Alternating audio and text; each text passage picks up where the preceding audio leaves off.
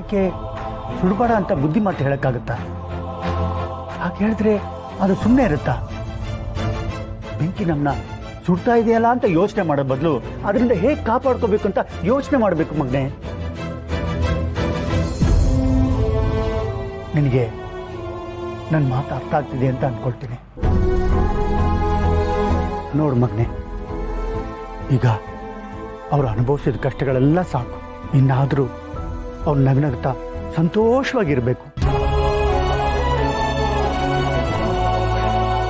ಅವ್ರಿಗೆ ಕಷ್ಟ ಕೊಡೋರು, ಅವ್ರ ಜೀವನಕ್ಕೆ ಕಲ್ಲಾಕೋರು ಸುತ್ತಮುತ್ತ ಇದ್ದಾರೆ ಅಂದಮೇಲೆ ನೀನೇ ಅವ್ರಿಗೆ ಕಾವಲಾಗಿ ನಿಂತ್ಕೊಂಡು ನೋಡ್ಕೋಬೇಕಪ್ಪ. ಸದಾ ಕಾಲ ನೀನು ಅವ್ರ ಜೊತೆಲೇ ಇದ್ದು ಅವ್ರನ್ನ ಕಾಪಾಡ್ಕೋಬೇಕಪ್ಪ.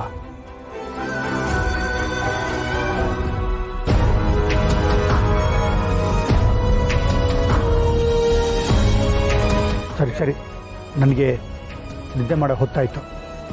ನಾನು ಹೇಳಿದ ಮಾತು ನಿನ್ಗೆ ಅರ್ಥ ಆಗಿದೆ ಅಂತ ಅನಿಸುತ್ತೆ.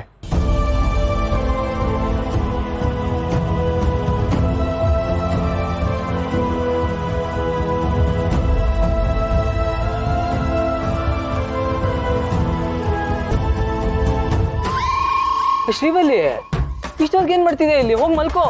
3 ಹೊತ್ತು ಮೇಡಮ್ ಮೇಡಮ್ ಅಂತ ಅವಳು ಹಿಂದಿಂದನೇ ಅಲಿತಿರ್ತಾನೆ. ಅಷ್ಟು ಸಾಲದು ಅಂತ ಅವಳ ಜೊತೆನೇ ಇದ್ದು ಅವಳನ್ನ ಕಾಪಾಡ್ಬೇಕಂತೆ. ಅದ್ರ ಬದಲು ಈ ಶ್ರೀವಲ್ಲಿ ಜೊತೆ ಇರು, ಹೊಸ ಬದುಕು ಶುರು ಮಾಡು ಅಂತ ಒಂದು ಮಾತಾದ್ರೂ ಹೇಳ್ಬಾರ್ದಾ? ಆಗ ನಾನು ನನ್ನ ಸುಬ್ಬನ ಎಷ್ಟು ಚೆನ್ನಾಗಿ ನೋಡ್ಕೋತಿದ್ದೆ. ಬರೀ ಅವ್ನ್ ಮಾತ್ರ ಎಲ್ರೂ ನೋಡ್ಕೋಬೇಕು ಅಂತ ಯೋಚನೆ ಮಾಡ್ತಾರೆ. ಆದ್ರೆ ಅವನ್ನ ಯಾರು ನೋಡ್ಕೋತಾರೆ? ನಿನಗೆ ಹೇಳ್ತಾರೆ ಶ್ರೀವಲ್ಲಿ, ಹೋಗಿ ಮಲ್ಕೊಳ್ಳೆ. ಬಿಡು, ನಾನೇ ಹೋಗಿ ಮಲ್ಕೊಂತೀನಿ. ಸುಬ್ಬು ಏನೋ ಹೇಳ್ದ? ನಿದ್ದೆ ಬರ್ತಿದೆ, ಮಲಗ್ತೀನಿ ಅಂದೆ. ಹೌದಾ? ಪಾಪ ಸುಬ್ಬು, ನೀನು ಎಷ್ಟೆಲ್ಲ ಕಷ್ಟಪಟ್ಟೆ. ಈ ಪೊಲೀಸ್ ಸ್ಟೇಷನ್ ಲಾಕಪ್ ಇದೆಲ್ಲ ನಿನಗ್ ಬೇಕಿತ್ತಾ? ಯಾರಿಗೋ ತೊಂದರೆ ಆಯ್ತು ಅಂತ ಆ ತೊಂದರೆ ನಿನ್ ತಲೆ ಮೇಲೆ ಹಾಕೋತಿಯಲ್ಲ, ಬುದ್ಧಿ ಇಲ್ವಾ ನಿನಗೆ? ಯಾರಿಗೆ ತೊಂದರೆ ಆದ್ರೂ ಅವ್ರ ಜೊತೆನೆ ನಿಂತ್ಕೊಂಡು ನೀನ್ ಅವ್ರನ್ನ ಕಾಪಾಡ್ತ್ಯಾ? ನನಗೇನ್ ಮಾಡಕ್ ಬೇರೆ ಕೆಲ್ಸ ಇಲ್ವಾ? ತೊಂದರೆಯಲ್ಲಿ ಇರೋರ್ನೆಲ್ಲ ಕಾಪಾಡೋದಕ್ಕೆ ನಾನು ದೇವ್ರು ಅಲ್ಲ, ಸಮಾಜ ಸೇವಕನೂ ಅಲ್ಲ. ನಾನೊಬ್ಬ ಆರ್ಡಿನರಿ ಮಿಡಲ್ ಕ್ಲಾಸ್ ಹುಡುಗ. ನಮ್ಮನೇಲೆ 1000 ಸಮಸ್ಯೆಗಳಿದೆ. ಅದ್ ಸಾಲದು ಅಂತ ಊರಲ್ಲಿರೋರ್ ಸಮಸ್ಯೆ ಎಲ್ಲ ತನ ಮೇಲೆ ಹೊತ್ಕೊಳಕ್ಕಾಗುತ್ತಾ? ನೋಡು, ನಾನಂತೂ ಯಾರ ತಂಟೆಗೂ ಹೋಗಲ್ಲ. ಹಂಗಂತ ನನ್ನೋರ್ನ, ನನ್ನ ಫ್ಯಾಮಿಲಿನ ಯಾವತ್ತೂ ಬಿಟ್ಕೊಡಲ್ಲ. ಆಮೇಲೆ ತೊಂದರೆ ಇದ್ದಿದ್ ಯಾರೋ ಅಲ್ಲ, ನಮ್ಮ ಮೇಡಮ್ಮು. ಅದಕ್ಕೆ ನಾನು ಅಷ್ಟು ರಿಸ್ಕ್ ತಗೊಂಡೆ. ಹೋಗಿ ಮಲ್ಕೋ ಇವಾಗ.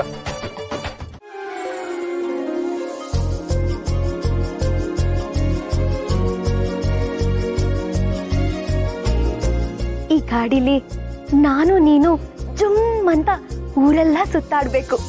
ಮುಂದೆ ನಮ್ಗೇನಾದ್ರೂ ಮಕ್ಕಳಾದ್ರೆ ಅದನ್ನ ಈ ಪೆಟ್ರೋಲ್ ಟ್ಯಾಂಕ್ ಮೇಲೆ ಕೂರಿಸ್ತೀನಿ ಹೊತ್ತು ನಾನಂತೂ ಮಧ್ಯದಲ್ಲಿ ಕೂರಿಸ್ಕೊಳ್ಳೋದಿಲ್ಲ.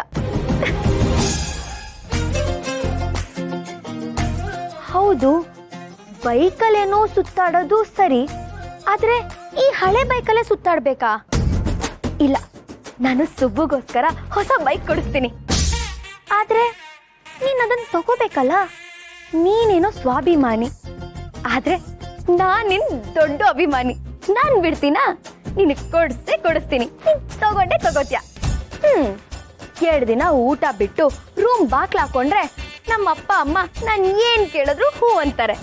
ಹಾಗೆ ಹೊಸ ಬೈಕ್ ಅಪ್ಲಿಕೇಶನ್ ಹಾಕಿ ಹೊಸ ಬೈಕ್ ಬರ್ತಿದ್ದ ಹಾಗೆ ನಾನು ನೀನು ಜುಮ್ ಅಂತ ಊರೆಲ್ಲ ಸುತ್ತಾಡೋಣ.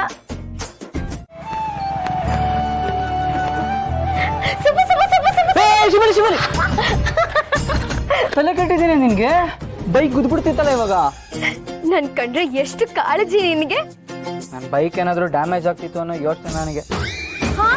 ಹಾಗಿದ್ರೆ ನನಗೆ ಏನಾದ್ರೂ ಪರವಾಗಿಲ್ಲ, ಬೈಕ್ ಮಾತ್ರ ಏನಾಗ್ಬಾರ್ದಲ್ವಾ? ನಾನು ಕೇಳೋಣ ಅಂತಿದ್ದೆ. ಈ ಬೈಕ್ ಕಂಡ್ರೆ ನಿನಗೆ ಯಾಕೆ ಅಷ್ಟೊಂದು ಇಷ್ಟ? ಈಗ ಯಾಕೆ ನಿನ್ಗದು? ಯಾಕೆ ಅಂತ ಹೇಳ್ತೀನಿ ಸುಬ್ಬು. ಮೊದ್ಲು ಈ ಬೈಕ್ ನೋಡ್ರೆ ನಿಂಗೆ ಏನ್ ಅನ್ಸುತ್ತೆ ಅಂತ ಹೇಳು.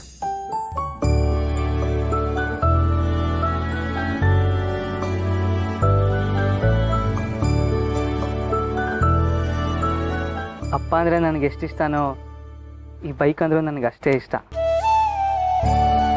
ಅಪ್ಪ ನನ್ನ ಚಿಕ್ಕ ವಯಸ್ಸಲ್ಲಿ ಹೆಗಲ ಮೇಲೆ ಹೊತ್ಕೊಂಡು ಊರೆಲ್ಲ ತಿರುಗಿಸ್ತಾ ಇದ್ರು. ಈಗ ಈ ಬೈಕು ನನಗೆ ಊರೆಲ್ಲ ತಿರುಗಿಸ್ತಾ ಇದೆ. ಅಪ್ಪ ನಾನು ಚಿಕ್ಕವನಿದ್ದಾಗ ನನ್ನನ್ನು ಹೊತ್ಕೊಂಡು ಸ್ಕೂಲಿಗೆ ಕರ್ಕೊಂಡು ಹೋಗ್ತಾ ಇದ್ರು. ಹಂಗೆ ಈ ಬೈಕ್ ಇವಾಗ ನನ್ನನ್ನು ಹೊತ್ಕೊಂಡು ದುಡಿಯಕ್ಕೆ ಕರ್ಕೊಂಡು ಹೋಗ್ತಾ ಇದೆ.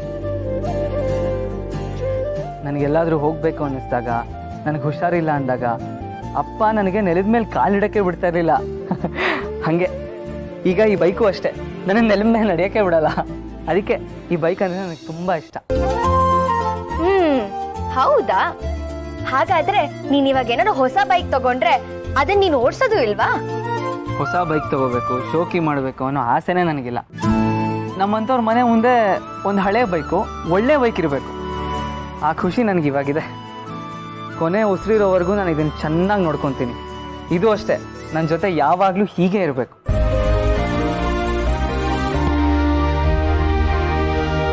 ಅರ್ಥ ಆಯ್ತಾ?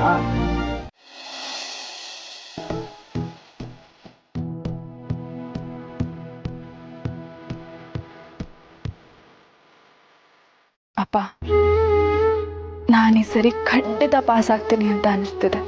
ನಾನು ಪಾಸ್ ಆದರೆ ಆ ವಿಷಯನ ನಿಮ್ಮ ಹತ್ರ ಹೇಗೆ ಹೇಳಿ?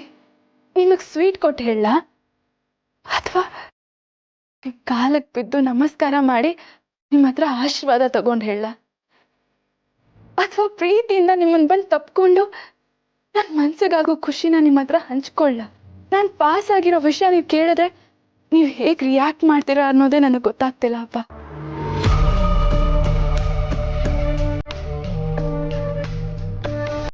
ಏನು, ಏನಾದರೂ ವಿಷಯ ಆಯ್ತಾ?